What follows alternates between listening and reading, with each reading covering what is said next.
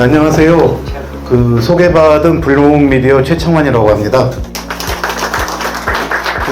강의를 이렇게 하기 위해서 일단 잠깐 제 소개부터 드리면요. 저희 대부분을 기자로서 그리고 조그만 미디어의 창업자로서 이렇게 활동을 해왔고, 제가 이 비트코인에 관심을 가지게 된 이유를 설명드리고 시작하는 게 좋을 것 같습니다. 비트코인에 관심을 가지게 된 이유는 제가 경제기자 생활을 하면서 우리 외환위기 겪지 않았습니까? 외환위기를 겪었고, 그리고 2008년도에 미국 금융위기를 겪었는데, 두 위기가 모두 달러의 대량 살포에 이은 미국의 금융정책 변화로 제3세계들, 그러니까 우리가 외환위기 IMF를 겪었을 땐 동남아 위기, 이런 식으로 해갖고 항상 달러를 풀었다가 다시 회수하는데 전 세계적인 금융위기가 발생을 하는데, 외환위기 당시 제가 재경원의 출입기자로 있었는데, 그때는 우리 잘못인 줄 알았어요. 우리 잘못인 줄 알았는데 2007년 금융위기는 미국의 어떤 무분별한 대출, 그래갖고 서브프라임 모기지로 발생한 미국 금융 시스템의 위기인데, 그때도 환율이 1,500원을 넘어갔었습니다. 그래가지고 기름값이 막 2배로 뛰고, 그러니까 우리는 잘못한 게 없고, 미국이란 나라는 달러를 가지고 시너리지 이펙트라고 종이를 찍어가지고 엄청난 이득을 보는데, 미국이 찍었던 달러를 회수할 때마다 전 세계가 고통을 당해가지고 이건 뭔가 부조리하다, 이건 이상하다, 이거 어떻게 해결할까 생각을 했는데 해결 방법이 없더라고요. 뭐냐면은 중국이 기축통화국이 돼도 중국의 이득을 위해서 자기 화폐를 활용할 것이고, EU가 경쟁을 해서 한다고 하더라도 똑같이 EU가 기축통화가 돼도 돈을 뿌리고 회수하고 자국의 이익을 위해 가지고 화폐를 활용하는, 그러고 주변 국가는 힘든 거, 이건 변함이 없다는 그런 사실을 깨달았고요. 그리고 두 번째로 제가 이데일리라는 미디어를 IMF 직후에 창간을 했었는데, 그때 콘텐츠는 미디어 종사자들이 만드는데 그 수익의 대부분은 플랫폼이 가져가는 거예요. 그래갖고 이 두 가지 의문점에 대해서 고민을 했는데 해결할 방법이 없었는데, 2007년에 비트코인과 블록체인을 만나면서 이게 새로운 돈으로서 어떤 세계 금융 질서를 재편할 가능성이 있지 않을까. 그리고 블록체인이라는 어떤 중앙 집중적인 플랫폼이 아니라 분산된 플랫폼을 통해 가지고 이 콘텐츠 생산자나 어떤 참여자들이 정당한 대가를 받아갈 수 있지 않을까라는 그런 생각을 해가지고, 그리고 물론 비트코인이 가격이 올라서 돈을 좀 벌 수 있을까 하는 생각에 블록미디어라는 걸 창간을 하게 됐는데요. 아까 총리님께서 기회를 놓쳤다고 말씀을 하셨는데, 이게 결론 중에 하나인데요. 나중에 가면 비트코인은 기회를 놓친 때가 없습니다. 언제든지 그 순간이 기회입니다. 왜 언제든지 그 순간이 기회인지, 아직 늦지 않았는지를 오늘 설명드리려고 하는 거고요. 언제든지 기회라고 한다면 그거는 개인에게도 그렇고 국가에게도 그렇고 그러니까 여기에 참여하는 기업에게도 그렇고 모두에게가 그 순간이 가장 빠른 기회다. 그걸 한번 설명 한번 드려보겠습니다. 여기 보면 돈의 혁명이라고 되어 있죠. 그리고 요 밑에 보면 디지털 자산이라고 되어 있고, 그리고 아까 총리님께서 말씀하실 때 가상자산이라고 얘기했습니다. 지금 우리가 블록체인을 기반으로 한 비트코인을 말하는 것만 해도 이렇게 세 가지로, 어떤 사람들은 이걸 돈이다, 그리고 어떤 사람들은 이건 자산이다, 어떤 사람들은 가상자산이다, 디지털 자산, 이 용어의 규정에 따라서 평가가 다 나오는 겁니다. 가상자산은 이건 진짜가 아니라 가짜야, 이런 이미지가 좀 숨어 있는 거고, 디지털 자산이라는 건 이건 자산인데 디지털 시대에 걸맞는 자산이야, 이런 의미가 숨어 있는 거고, 돈이다 그런 거는 이게 진짜 돈이다, 이런 의미가 숨어 있는 겁니다. 그럼 저는 왜 이걸 돈의 혁명이라고 보는지 그 부분을 한번 설명드리도록 하겠습니다. 예, 혁명이죠. 이게 프랑스 혁명, 민중을 이끄는 자유의 여신, 여기 삼색기가 있고, 요거는 진화입니다. 조금 어떤 자연 선택에 의해서 조금씩 변해서 되는 진화도 엄청난 변화가 일어나는데, 일부 사람들은 돈의 진화라고 또 얘기하는데, 저는 이걸 돈의 혁명이라고 이렇게 부르고 싶습니다. 근데 여러분, 혁명을 한번 생각해 보면은 세상 모든 게 확 변하지 않습니까? 프랑스 혁명은 아무튼 제가 짧은 소견으로 알고 있기에는 왕권 신수설에서 주권 재민론으로 이렇게 넘어가는 겁니다. 그러니까 혁명이 일어나고 나서도 뭐 7월 혁명도 일어나고 2월 혁명도 일어나고 끊임없이 왕정으로 다시 복구가 됩니다. 왕정으로 복구가 됐다가 다시 공화정이 되고 이런 과정을 갖다 하염없이 반복하다가 결국에 이제 프랑스 혁명이 성공해서 공화제가 확립이 되는데요. 이 과정 속에서 사람들의 기존 마인드, 이게 반복되는 게 왔다 갔다 하는 이유는 뭐냐면은 사람들이 기존에 가지고 있던 생각, 그러니까 왕이 있어야지 나라가 유지되는 거야 해가지고 합스부르크 왕가 누구 해가지고 끊임없이 왕을 갖다 다시 찾아옵니다. 혼란이 되면은.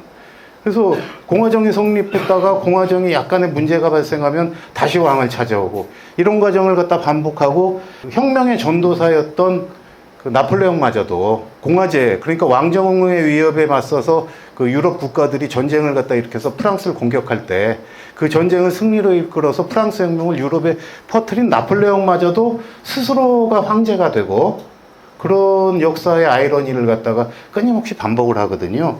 지금 우리가 생각할 때 비트코인이 과연 돈이냐, 이게 무슨 돈이야 이렇게 생각하는 거는 아직 돈의 혁명에 있어서 기득권적 사고를 우리가 벗어나지 못하고 있기 때문에 그런 겁니다. 비트코인이 왜 혁명이 되냐면요, 바로 요겁니다. 이게 아주 간단한 것 같지만 지금 돈이라는 건 뭐냐면은 우리가 은행에 가갖고 예금을 갖다 하면 은행이 너 돈 100만 원 가지고 있어, 이 송금을 하면은 너 50만 원 누구한테 송금했지? 그러면 네 계좌에 100만 원 있고 50만 원 있고 저 사람 계좌에 50만 원 있어 하는 걸 이 은행, 개별 은행과 중앙은행이 다 통제를 하는 겁니다. 개별 은행은 또 중앙은행에 돈을 맡기고, 그래서 우리의 사고 속에는 뭐가 있냐면은 은행이라는 게 있어야지 우리가 돈을 가지고 거래를 하고 이걸 할 수 있어, 이런 거거든요. 근데 비트코인은 뭐냐면은 비트코인이 도입한 블록체인은 바로 이겁니다. 중앙이 없습니다. 그러니까 센트럴이 없이 우리끼리 직접 거래해. 이걸 P2P라고 그러거든요. 피어 투 피어. 개인 간의 거래를 하는 것을 갖다가, 개인 간의 돈을 갖다가 주고받는 거래를 은행이 없이 네가 얘한테 100원을 보냈어, 네가 얘한테 100만 원을 보냈어, 이거를 갖다가 은행이 확인해 주는 게 아니라 모든 사람이 디지털 온라인을 갖다 통해서 확인을 할 수 있는 그런 시스템을 갖다 새로 만든 겁니다. 블록체인이라는 게. 근데 이게 기술적으로 이게 가능해진 거예요. 은행이 없이도 사람끼리 거래한 거를 갖다가 확인할 수가 있고, 그리고 그 확인이, 예컨대 우리가 디지털 세상에는 어떤 게 있냐면은 그림이 하나 있어갖고 제가 이걸 카피를 해가지고 그 총리님한테 만일 보냈다. 그럼 여기 두 개가 나오잖아요. 나도 하나를 가지고 있고 받은 사람도 하나 가지고 있고. 그래서 디지털이라는 건 무한복사가 가능합니다. 그렇기 때문에 돈을 얘한테도 보내고 얘한테도 보내고 얘한테도 보낸 걸 내가 그걸 어떻게 확인하지? 너 네 돈 100원 가지고 300원 보낸 거 아니야? 이런 의심을 갖다가 못하게, 한 사람한테 보내면 다른 사람한테는 못하게 은행이 하는 역할을 갖다가 개인이 전송했을 때도 확인할 수 있게 해준 기술이 블록체인이란 기술이거든요. 그걸 최초로 이용했던 게 비트코인이고, 그 비트코인이 이용한 블록체인을 이용해 갖고 다양한 실험을 한 게 말씀하신 가상자산이 되는 겁니다. 비트코인은 돈인데 그거를 이용해서 여러 가지 실험을 하고 있는 게 가상자산이 되는 거라고 이제 생각하시면 됩니다. 그 가상자산을 잘 표현해주면 디지털 자산이 되고, 최근에 나오는 스테이블 코인이 바로 이겁니다. 왜 스테이블 코인이 나왔냐면요, 처음에 비트코인이 나왔을 때 이제 이걸 하다 보니까 어떤 일이 생기냐면은 저 은행이 받는 수수료가 없어져요. 은행이 받는 수수료가 없어지고, 송금을 하면은 뭐 이 은행의 계좌를 갖고 있는 사람은 모르겠지만 스위프트라고 국제 결제망을 통해서 미국으로 송금을 하게 되면은 은행과 은행 간에 송금이 되거든요. 그럼 양쪽 은행에서 송금을 받고 이 은행에서 저 은행 간 거, 저 은행에서 저 은행 간 걸 갖다가 또 은행의 중앙 시스템이 전부 일일이 확인을 해야 되니까 한 3, 4일 걸리고, 그리고 수수료도 굉장히 많이 발생을 하거든요. 그러니까 비트코인이 초기에 나왔을 때 사람들이 어떤 생각을 했냐면은 그럼 비트코인으로 미국에 있는 애가 1,000만 원이 필요하다니까 이걸 송금을 해주면은 은행 수수료 없이 집값 가니까 얼마나 편해 하고 보냈어요. 근데 초기에 이게 가격 변동성이 너무 큰 거예요.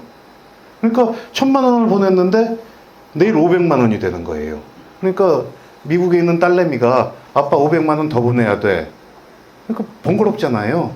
그러니까 요렇게 P2P 시스템을 그대로 활용했는데 가치가 변하지 않는 게 뭐가 있을까 해갖고 스테이블 코인을 만든 겁니다. 스테이블 코인을 갖다 만들어가지고, 그래? 그러면 비트코인의 작동 원리인 블록체인을 이용해가지고 달러하고 1대1로 연동된 달러를 보내면 되겠네.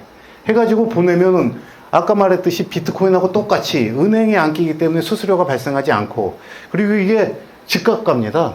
바로 가요. 1분도 안 걸리고. 그러니까 속도도 빠르고 수수료도 안 걸리니까 얼마나 혁신적인 겁니까?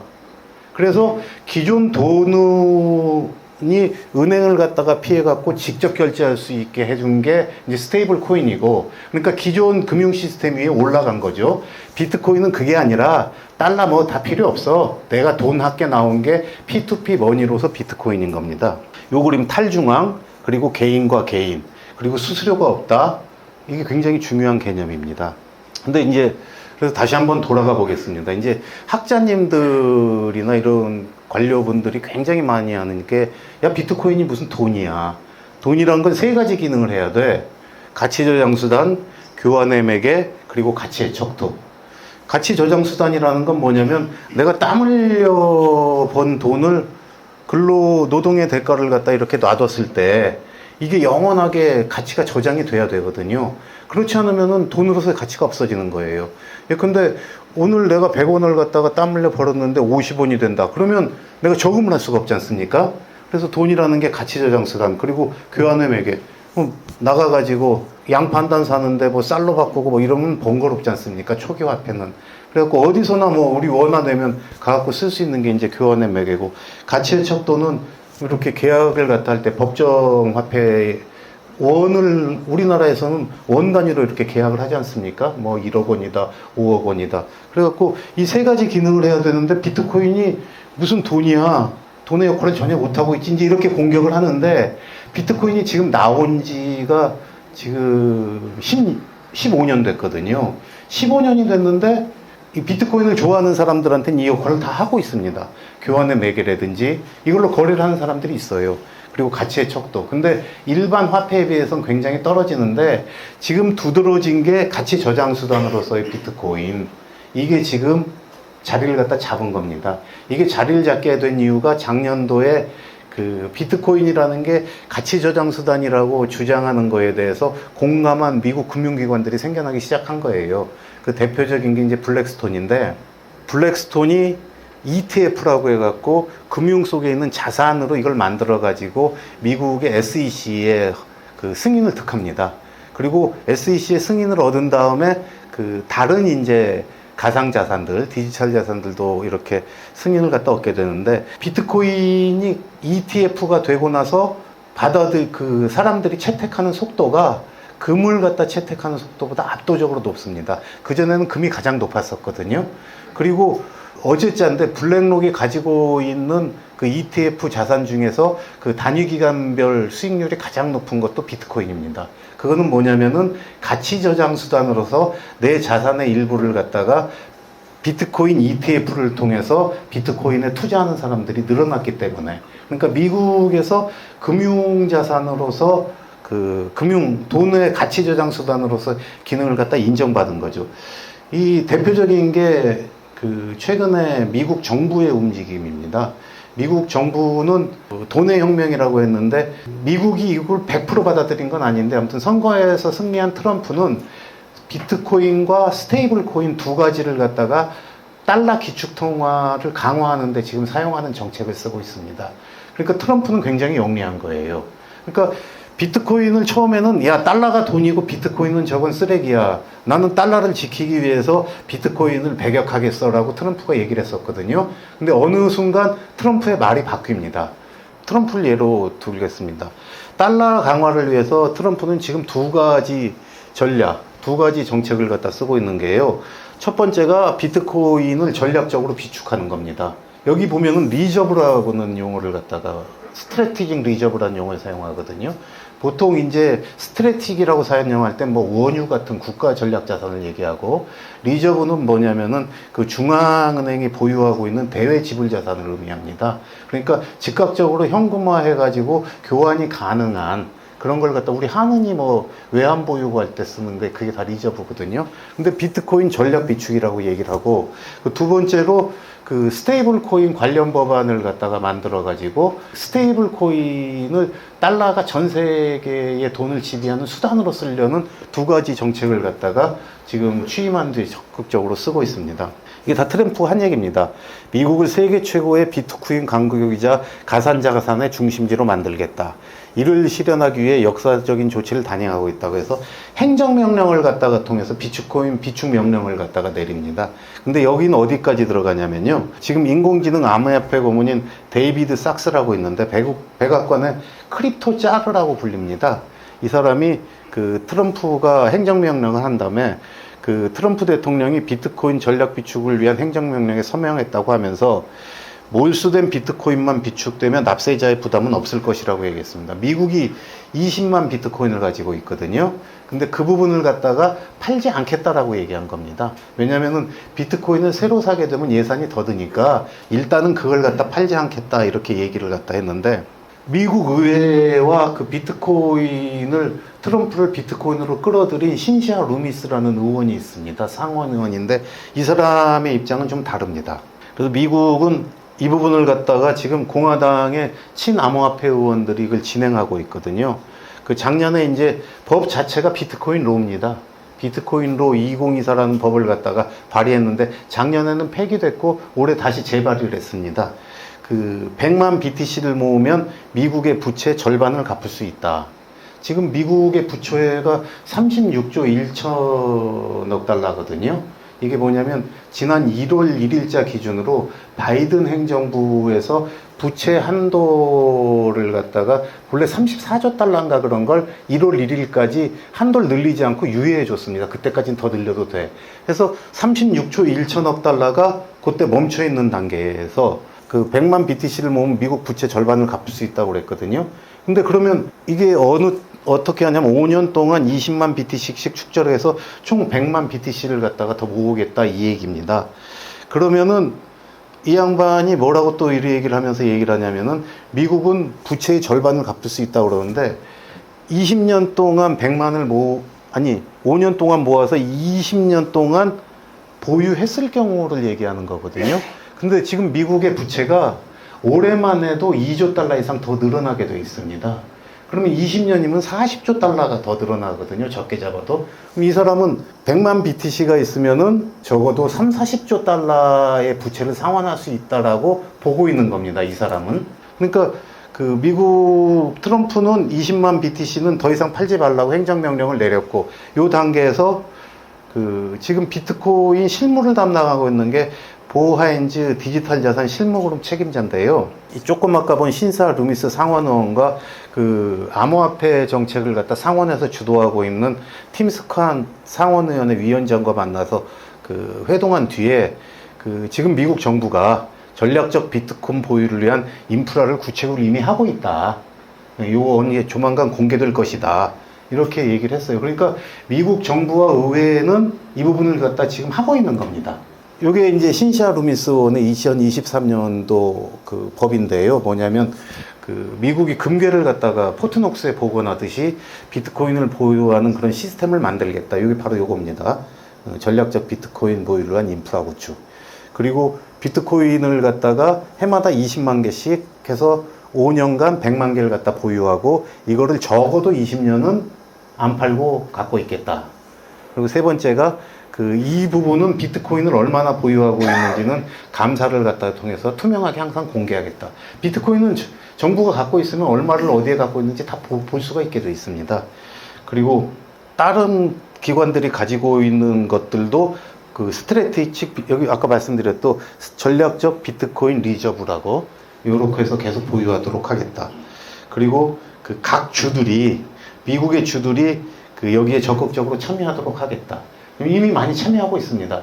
입법을, 비트코인을 갖다가 각 주의 리저브로 보유하는 법안을 갖다가 지금 추진하고 있는 주들이 20개 조금 안 됩니다. 지난달에 텍사스는 우리나라보다 개별주로서 경제 규모가 더 큽니다. 텍사스는 비트코인 리저브 법률안이 이번 달 1일을 기해가지고 이미 통과가 됐어요. 거기는 그래서 이제 비트코인을 갖다 스스로 사고 축적할 수 있는 그런 기반을 마련했습니다. 그리고 텍사스는 그 해마다 여름철이면은 그 전력 피크아웃을 통해서 굉장히 고생을 많이 했는데 그 비트코인을 전략적으로 유치해 가지고 그 여름철에 전력을 갖다 늘리고 여름철 전력 수요가 많을 때는 비트코인 생산을 갖다 중단해 갖고 전력 수요에 대비하는 그런 어떤 전력 산업과 비트코인 산업의 배치 그런 걸 갖다 지금 실행을 하고 있고요. 그리고 아까 새로운 예산은 안 들어간다고 그랬는데 미국 연방은행은 새마다 엄청난 흑자를 봅니다. 뭐냐면은 종이를 갖다 찍어가지고 뭐 이렇게 달러를 갖다 발행하니까 흑자를 안 볼 리가 없지 않습니까? 이자 비용 지불하고 뭐 이것저것 하고 나서 그 중에 60억 달러를 갖다가 그 비축 자금을 위해서 그 FRB가 정부로 보낸다. 뭐 이런 거를 갖다가 그 미국은 지금 입법화 작업이 이미 들어가고 있고요. 그러니까 이제 비트코인을 전략 자산으로 해서 달러를 강화하기 위한 비트코인 축적, 그게 첫 번째 전략이고, 이제 두 번째가 이제 스테이블 코인 전략입니다. 여기 보면 트럼프가 한 얘기가 그 스테이블 코인은 미국 달러 지배력 확충에 도움이 된다 이렇게 얘기를 했거든요. 그래서 스테이블 코인은 아까 말씀드렸듯이 담보를 통해서 달러와 1대1 가치를 갖다가 연동하는 겁니다. 그 여기 보면은 그 지니어스법이라고 이게 스테이블 코인 관련 법안입니다. 미국 의회는 지금 그 암호화폐 그러니까 이쪽 디지털 자산 관련된 법안이 3개가 올라가 있는데 그 3개의 법 중에 하나가 지니어스법인데 이 부분은 뭐냐면 달러 스테이블 코인에 관련된 법입니다. 그 중에 이제 여기에 뭐 감사라든지 뭐 어떡한다 여러 개가 나와 있는데 달러 지배력 강화를 위한 핵심은 뭐냐면요. 달러 스테이블 코인은 달러나 미 국채로 100% 담보한다. 그러면서 미 국채를 갖다가 30일 미만 단기 국채로 보유하도록 이렇게 의무화하고 있습니다. 이게 어떤 의미냐면요. 지금 미국이 아까 1월 1일자 기준으로 뒤에 나올 텐데 스테이블 코인을 미 국채로 보유하게 되면 어떻게 되겠습니까? 지금 미국의 가장 큰 고민이 뭐냐면은 미 국채에 대한 수요가 자꾸 줄어드는 거예요. 왜 줄어드냐면은 일본 같은 경우도 자기가 돈이 부족하니까 이제 팔거든요. 팔아갖고 가져가고 중국 같은 경우는 그 달러의 지배력을 약화하기 위해 가지고 끊임없이 달러 채권을 팔아갖고 금으로 이렇게 변환을 하고 있습니다. 그러니까 그러한 상태에서 미국 정부는 해마다 2조 달러 이상의 채권을 갖다가 발행을 해야 되는데 2조 달러 이상 채권을 발행하면서 이게 정상적으로 하게 되면 장기 국채를 발행해 갖고 안정적으로 자금을 조달해야 됩니다. 근데 지금 미국의 장기 국채 이자율이 얼마냐면요. 4.5%가 넘습니다. 미국 정부가 감당할 수 없는 규모예요. 지금 뭐냐면 예전에 2, 3%대 발행했던 것만 해도 지금 1년에 그 이자가 1조 달러가 넘어갔거든요.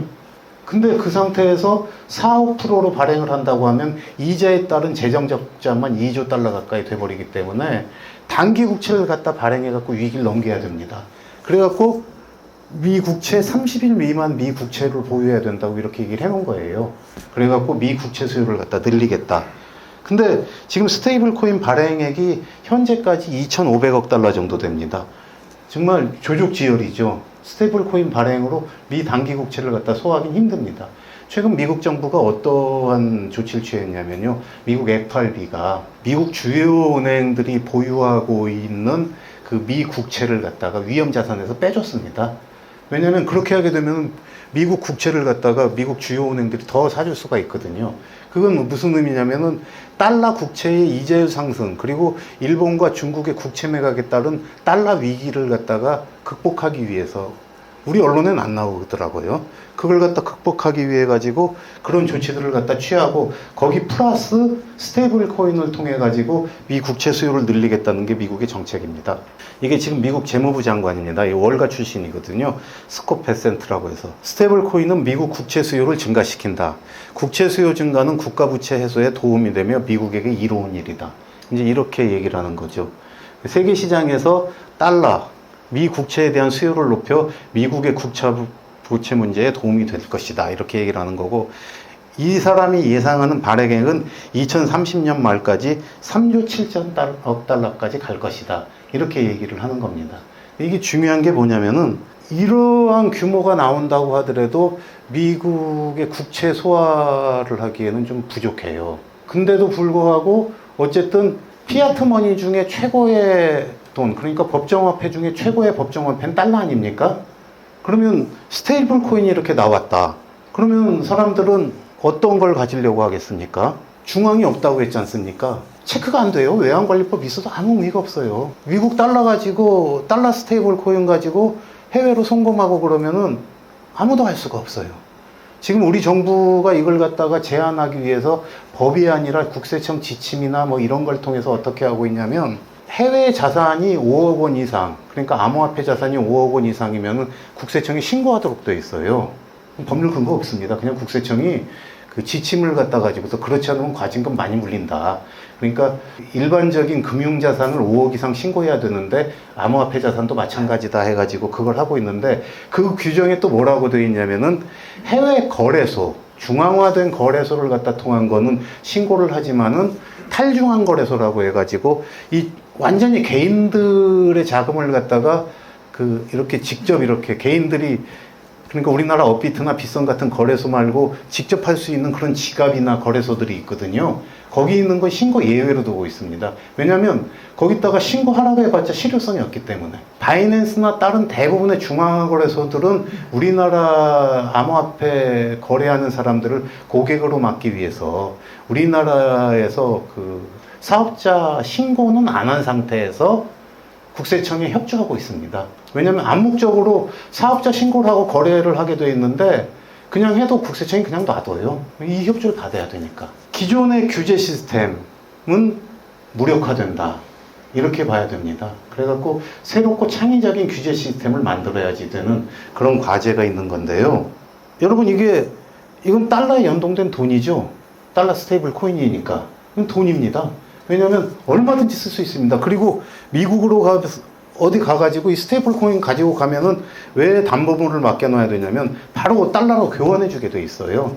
그렇기 때문에 기존 돈을 갖다가 담보로 해서 새로운 돈을 만들어낸 스테이블 코인, 이건 돈은 명백해 보이고, 그 트럼프는 비트코인을 리저브로 삼고 전략적 비축 자산으로 삼고, 그리고 스테이블 코인을 갖다가 통해 가지고 달러에 대한 수요를 늘리고, 그리고 아까 리저브 자산은 뭐냐면은 그 옛날 우리가 뭐 중상주의나 이런 때 보면 금을 많이 보유한 국가가 주도권을 갖잖아요. 일종의 그런 개념으로 보시면 됩니다.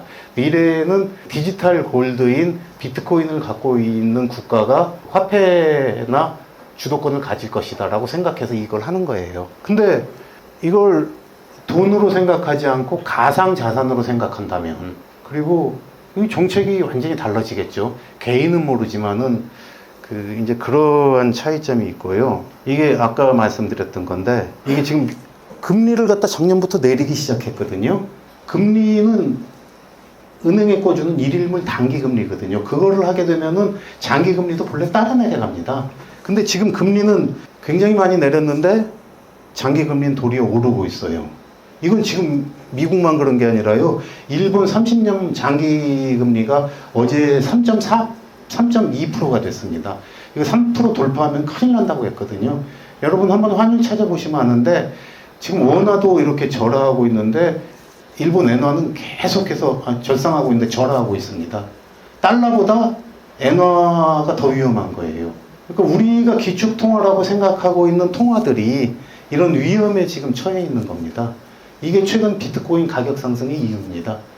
뭐 여러 가지 이유들을 갖다 많이 차지하고 있는데, 이 미국 장기금리가 올라가면은 미국 국채 가격은 떨어지거든요. 미국 국채 가격이 떨어진다는 건 뭐냐면, 그 달러가 발행되는 건 미국 국채가 발행되면은 그 발행된 국채를 갖다가 산 은행의 계좌에 달러가 찍힙니다. 너 1,000억 달러 가지고 있지? 그러니까 전자적으로 발행되는 거예요. 그리고 그게 시중에 나가는 겁니다. 그러니까 재정이 팽창되고 그러면 당연히 시중에 돈이 풀리는 거거든요. 그런 방식으로. 그걸 갖다 FRB가 그 프리미어 은행을 갖다 통해 가지고 미 국채를 갖다 사주게 해요. 형식적으로는 미국 정부의 국채를 갖다가 FRB가 그냥 사도 돼요. 근데 그럼 뭡니까? 하느니 정부에 돈 줬다고 하면 돈 풀어서 나라 망했네 막 이런 얘기 나오잖아요. 그러니까 중간에 있는 은행을 갖다 통해 갖고 네가 국채 사 그럼 내가 너 돈 지원해 줄게 이런 시스템인 겁니다. 지금 달러가 발행되는 시스템은 미국 국채가 발행되는 거하고 이렇게 매치해서 나가는 겁니다. 그러니까 제가 아까 이제 36조 1000억 달러 한번 말씀드렸죠. 36조 1000억 달러인데 36조 1000억 달러가 되고 나서 지금 한 7개월 정도 추가 국채 발행이 안 됐어요.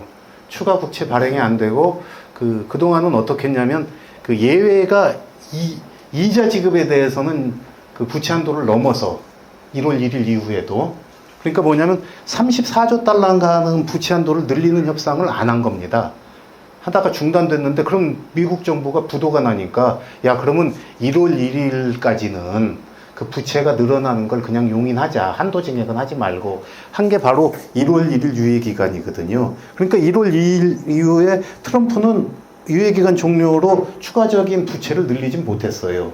근데 여기서 근데 그동안 재정 적자가 1조 달러입니다. 상반기 동안. 그 1조 달러를 어떻게 충당했냐면 공무원 연금에서 빌려다 쓰고 그리고 재무부 통장이 있거든요.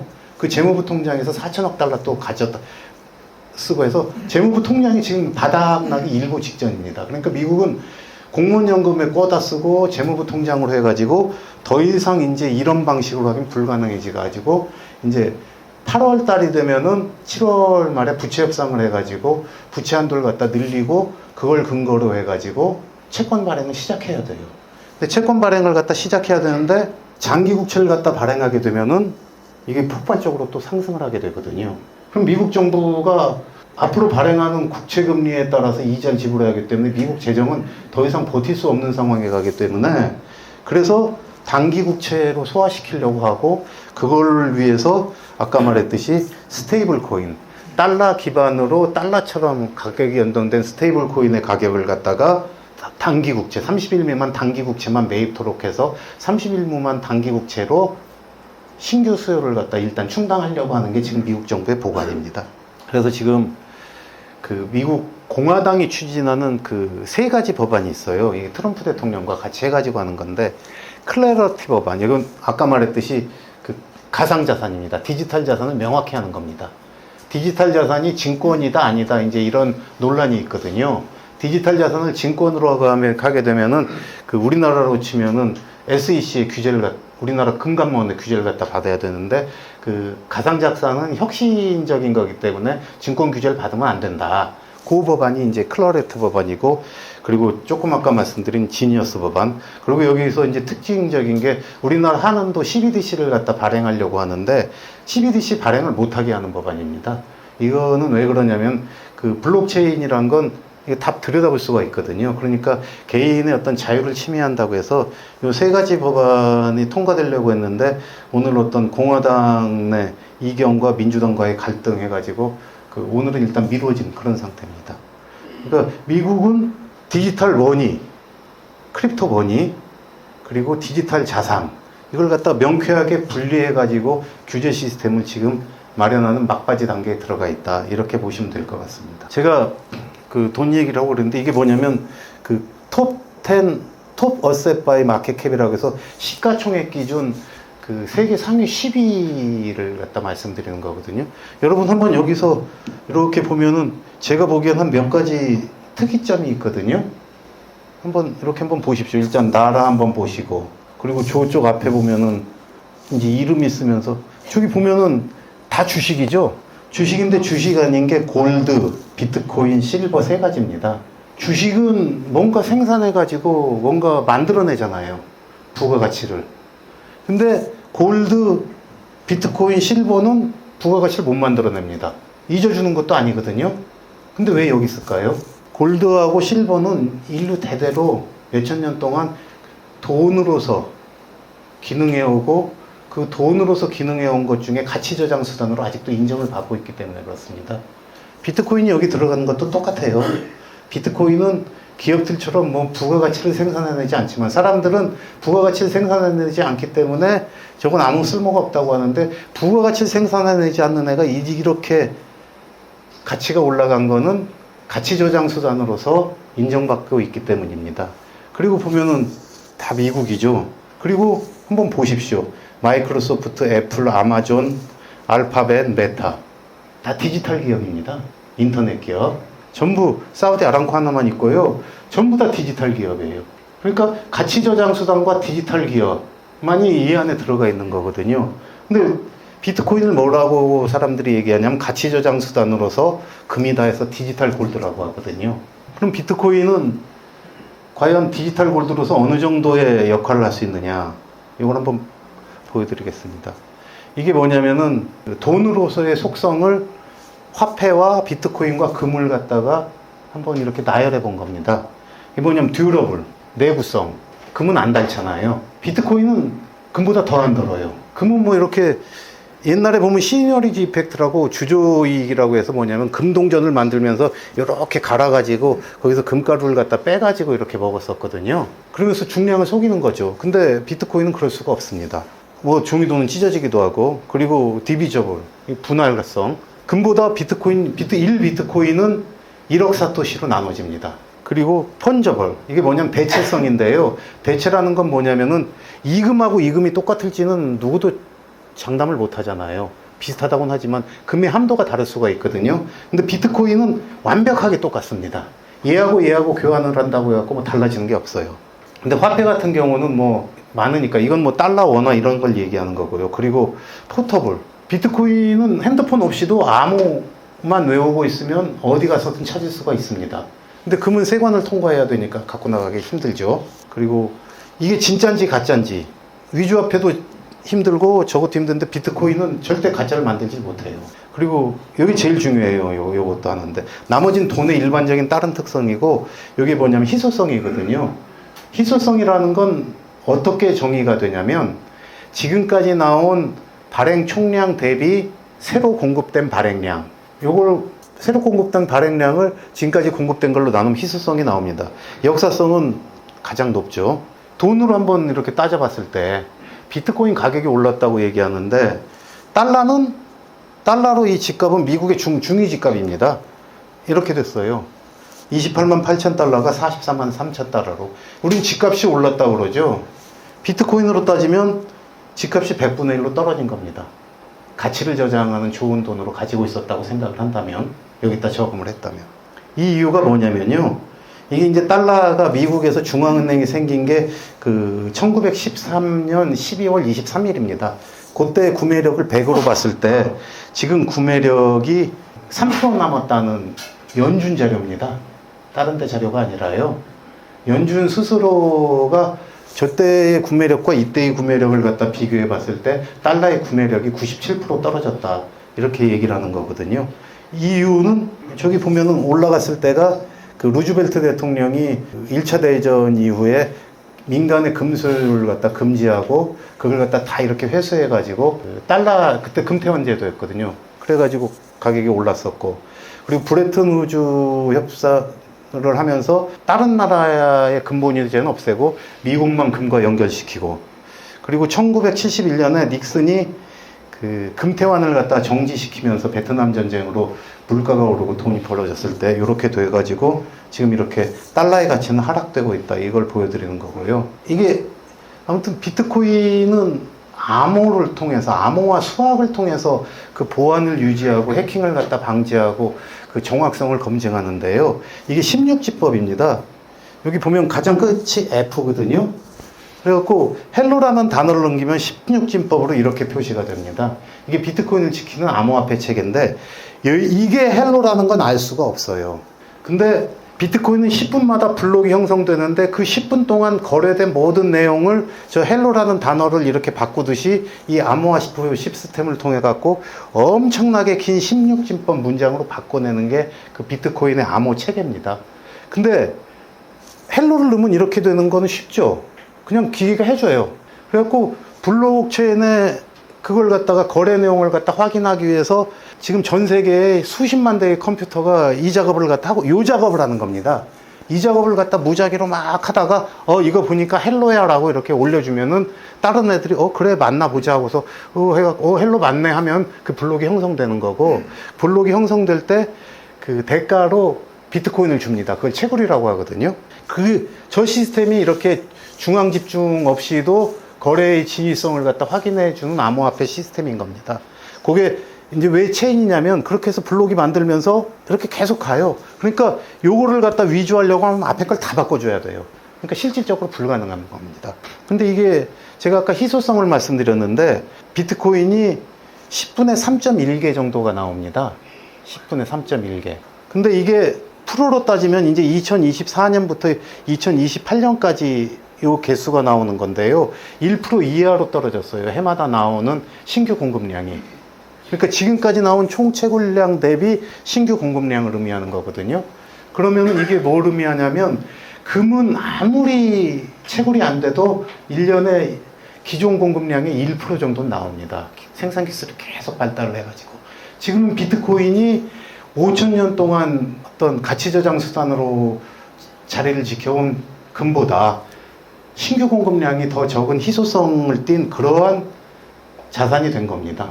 그래서 이게 비트코인 공급량입니다. 그래갖고 총량이 이렇게 나오는 거, 그걸 갖다 보여주는 거고요. 그래서 이게 총량이 2100만 개에서 끝납니다. 이게 20 조금 위에 멈춰 있죠. 비트코인은 2100만 개가 되면은 더 이상 나오지가 않게 되고, 이게 해마다 이 그래프를 기존 화폐 그래프하고 보면 이게 22년 기준입니다. 미국 연방부채는 이렇게 하염없이 치솟습니다. 거기에 따라서 미국의 달러 발행량도 최근에 이게 더 올라갔죠. 이렇게 올라갑니다. 그러니까 두 개를 갖다 한번 같이 보면은 저렇게 발행량이 줄어들어서 공급량이 줄어드는 화폐와 이렇게 발행량이 늘어가는 것과 어떤 게 가치 저장을 할 수 있느냐, 이제 이 문제가 남는 거거든요. 그래서 이렇게 됐기 때문에 97%라는 가치 하락을 겪은 거고, 이렇게 됐기 때문에 비트코인이 초기 거래는 1달러에 1200개가 됐거든요. 1달러에 1200개. 지금은 한 개에 12만 달러가 되어 있는 거 아니겠습니까? 그러니까 이거는 그냥 수요 공급으로 보면 너무나 당연한 겁니다. 너무나 당연한 거고. 그리고 이제 특징 중에 하나가, 여러분 제가 아까 그 세계 상위 기업들이 어떤 기업이라고 했죠? 다 인터넷 기업입니다. 디지털화가 됐기 때문에 영화도 디지털화되고 편지도 디지털화되고 모든 게 디지털화되는 거거든요. 음악도 디지털화되고 비트코인은 돈이 디지털화된 겁니다. 근데 인터넷에서는 인터넷 프로토콜을 갖다 우리가 가질 수가 없어요. 근데 비트코인은 2위 비트코인 네트워크에서 수많은 기업들이 활동을 시작했습니다. 활동을 시작해서 이 기업들을 가질 수 있듯이 이 기업들을 가질 수 있습니다. 근데 그 네트워크의 기본인 비트코인조차도 우리가 소유할 수가 있게 되는 거예요. 그럼 이 기업들의 가치는 비트코인으로 또 들어오게 됩니다. 그렇기 때문에 늦은 시간은 없다고 말씀을 드린 겁니다. 이게 뭐냐면 지금 비트코인 위에서 나 비트코인 위에서 금융 시스템 만들 거야 라고 활동하는 기업들 명단입니다. 이거 하루에 수십 개씩 생겨나고 있어요. 그리고 요거는 뭐냐면은 비트코인이 가치 저장 수단으로 정말 기가 막히구나 해가지고 비트코인을 갖다가 기업의 재무 전략으로 삼은 기업들입니다. 상장사들. 이게 매일같이 늘어나고 있어요. 지금 가장 최근 들어서 몇 년 사이에 그 주식가가 가장 많이 오른 기업이 마이크로 스트래티지라는 기업입니다. 나스닥 상장사인데요. 이 회사 1년 매출액 1억도 안 돼요. 근데 비트코인을 갖다가 60만 개를 가지고 있거든요. 이 회사 영업은 형편없는데 주가 상승률은 미국 기업 중에 최고입니다. 비트코인을 갖다 계속 사들이기 때문에. 이 비트코인의 가치를 갖다 계산한 건데요. 아크인베스트라고 미국에서 혁신기업 투자를 제일 많이 하는 그런 회사인데, 비트코인의 가치를 어떻게 결정했냐면, 여기는 2030년에 그 150만 달러가 된다고 계산하면서 조금 아까 봤듯이 기업들의 어떤 재무 전략으로 채택되는 게 뭐 5% 됐을 경우, 그리고 국제 송금용으로 사용하는 게 한 25%, 그리고 정부들이 리저브로 보유하고 있는 게 한 5%, 그리고 이머징 마켓에서 현금처럼 사용하는 게 한 10%, 그리고 결제를 위한 수요로 10%, 이런 것들을 합쳤을 때 150만 달러 정도는 될 거다라고 이렇게 가치 평가를 한 겁니다. 그러니까 비트코인을 소유하는 것은 지금 인터넷의 기본 계층, 그러니까 기존 인터넷은 가치가 아니라 정보를 전달하는 거였지 않습니까? 근데 이제 비트코인을 기반으로 한 인터넷은 가치를 전달하는 인터넷이 되는 겁니다. 유명한 사람이 한 얘기인데, 작게 보면은 시장의 변동성을 봐야겠지만, 그냥 길게 보면은 무게를 갖다 따지는 게, 실제 가치를 따지는 게 중요하다. 그러니까 이게 이제 정책적인 제한이라는 게 있을 수 있는 게, 여기 재밌는 그림인데요. 이게 비너스의 탄생인데, 이게 그리스 로마 신화의 신들의 계보, 신들의 탄생을 갖다 보게 되면 최초의 신이었던 우라노스를 이렇게 거세해가지고 아들이 반란을 일으켜가지고 그걸 갖다 바다에 버립니다. 그럼 저 밑에가 이게 비너스인데 아프로디테거든요. 아프로디테가 뭐냐면은 아프로가 거품입니다. 예, 거품 위에서 비너스가 탄생했다 이렇게 하는데 지금 뭐 가상자산은 무지무지 거품이 많습니다. 그리고 아버지를 갖다 제거하고 탄생했지 않습니까? 이게 뭐냐면 혁명입니다. 당시로 따지면. 그래갖고 그 혁명의 비너스, 그러니까 이제 성공을 하기 위해서는 저기 이제 신인데, 서풍의 신인데 바다에 안착시켜가지고 어떤 규제나 이런 것들이 좋은 규제가 필요하다 이제 이런 얘기인데요. 혁명의 시대에서 지금처럼 샌드박스 같은 걸 해가지고 이렇게 조금 기존의 어떤 금융 시스템, 왜냐하면 이건 금융을 바꾸는 건데 기존 금융 시스템 속에서 이걸 갖다 조금씩 도와줘 갖고 하는 샌드박스로 이게 도대체 뭘 할 수 있겠습니까?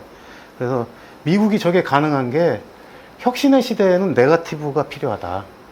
뭐든지 할 수 있게 해줘야 된다. 잘못되는 걸 그때 규제해야지 되지, 이걸 갖다가 잘 모르는 기존 시스템의 사고방식을 가진 사람들이 이건 이렇게 해야 된다라고 해서 규제를 했을 때 우리가 미래가 없다. 후손들한테 죄를 짓는 것이다. 저는 그렇게 생각하고요. 개인으로서는 아직 늦지 않았으니까 뭐 사면은 개인은 대비할 수가 있지만 국가 차원의 대비를 하기 위해서는 굉장히 정치권의 각성, 노력이 필요하다. 저는 그렇게 생각하고 있습니다. 자, 오랜 시간 들어주셔서 감사합니다.